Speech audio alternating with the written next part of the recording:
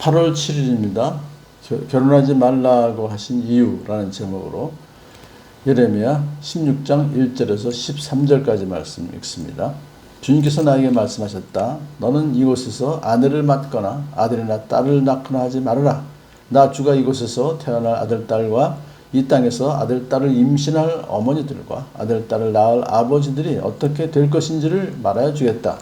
사람들이 혹독한 질병으로 죽을지라도 울어줄 사람도 없고 묻어줄 사람도 없어서 죽은 사람들은 땅 위에 뒹구는 거름덩이처럼 될 것이다. 전쟁에서 죽거나 굶주려서 죽은 사람들의 시체는 공중의 새와 들짐승의 먹이가 될 것이다. 그렇다. 나 주가 말한다. 넌 조상집에 가지 말아라.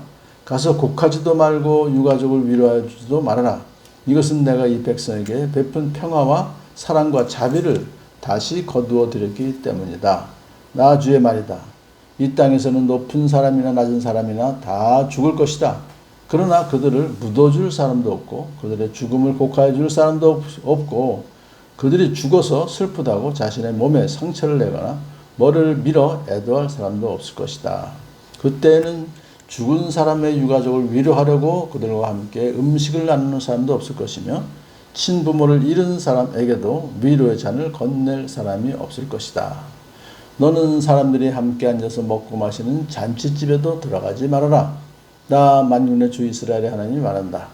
나는 너희들이 흥겨워하는 소리와 기뻐하는 소리와 즐거워하는 신랑 신부의 목소리를 너희들이 보는 앞에서 너희 시대에 이곳에서 사라지게 하겠다. 그러나 내가 이 모든 백성에게 이 모든 말을 전달하면 그들이 너에게 묻기를 무엇 때문에 주님께서 이토록 무서운 재앙을 모두 우리에게 선포하시는가?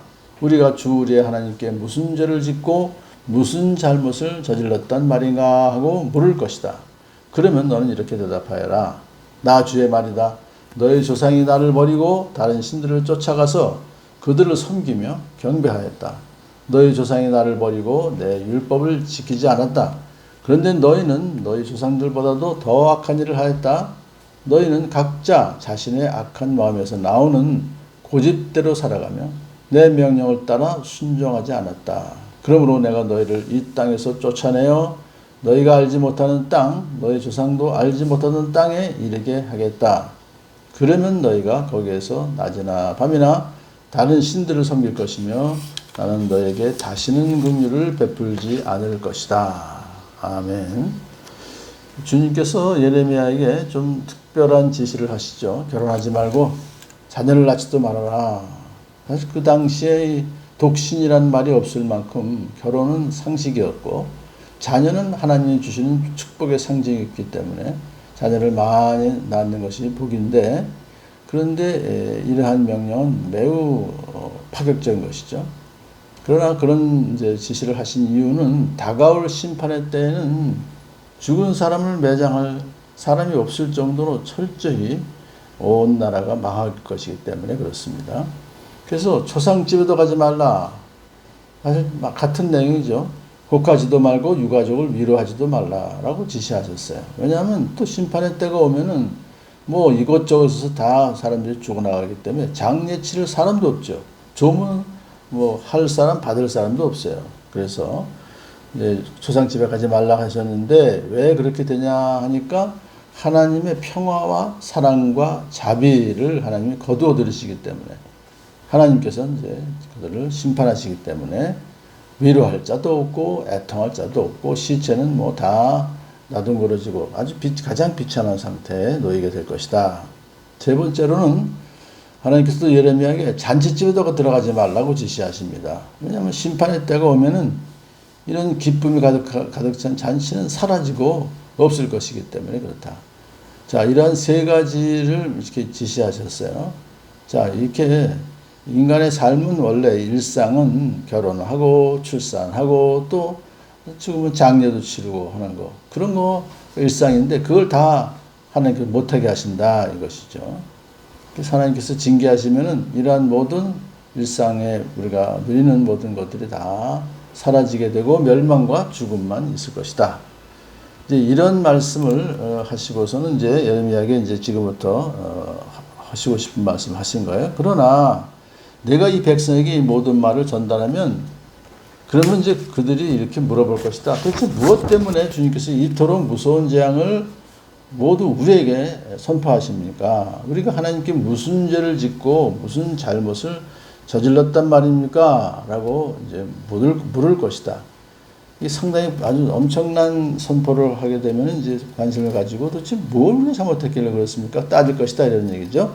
그러면 이제 대답을 해줘라. 너희 조상이 하나님을 버리고 다른 신을 쫓아가서 그들을 경배하며 섬겼기 때문이다. 또한 너희 조상이 하나님의 율법을 지키지 않았기 때문에 결국 언약을 너희 조상이 파기했기 때문에 그렇다. 그런 이유를 말씀해 주세요. 그런데 너희는 너희 조상들보다 더 악한 일을 했다 하면서 책망하시는 거죠. 너희는 각자 자신의 악한 마음에서 나오는 고집대로 살아가며 하나님 명령에 순종하지 않았기 때문에 이런 엄청난 재앙을 하나님께서 내리시는 것이다. 그래요. 이제 그러면서 좀 더 구체적으로 말씀하십니다. 너희를 유다 땅에서 하나님 쫓아내셔서 너희들이 알지 못하는 땅으로 추방할 것이다. 포로로 끌려가야 되는 것이 바벨론 땅과 뭐 아스리아는 또 쪽에서 여러 군데로 이제 다 쫓아냈을 것이다. 그러면 너희들은 거기에서 다른 신들을 섬길 것이며 이제 다른 신들을 섬긴다는 것은 그들에게 치명적인 겁니다. 그래도 유다에 있으면 그래도 형식적이지만 하나님께 제사를 드렸는데 딴 나라로 끌려가 보세요. 어디 하나님께 예배 드릴 수 있습니까? 그쪽에 우상한테 절해야죠. 그래서 다시는 하나님이 너희들에게 긍휼을 베풀지 않을 것이다. 다른 신을 섬기는 그들에게 무슨 긍휼을 베푸세요? 이렇게 아주 엄하게 심판하시겠다 하시면서 이제 그들 책망하시죠. 그러면 뭐예요? 그런 말을 듣고서 너희들이 안 되겠구나 하고 회개하기를 바라시는 하나님의 그 사랑의 채찍이다. 그렇게 볼 수가 있습니다. 하나님과의 언약을 저버리고 이방신을 쫓는 유다는 대대로 죄를 반복하다가 결국 회개할 기회를 이렇게 많이 주셨음에도 불구하고 그것을 거절했기 때문에 결국은 나라가 망하게 되는 결과가 되는 것이죠. 진리이신 하나님을 따르지 않고 이방 우상을 따라가더니 결국은 하나님과의 언약 관계를 깨뜨리게 돼서 거기에서 누릴 수 있는 모든 복을 상실하고 말았다 하는 것이 오늘의 그렇게 될 것을 하나님께서 좀 경고하신다는 것을 생각하면서 오늘도 우리는 하나님 말씀 언약을 항상 우리도 지키는 그런 그래서 하나님 말씀을 순종하고 그래서 이방신의 우상을 섬기지 아니하면서 오늘도 주님의 말씀에 순종하고 살아가는 복된 여러분 되기를 축복합니다.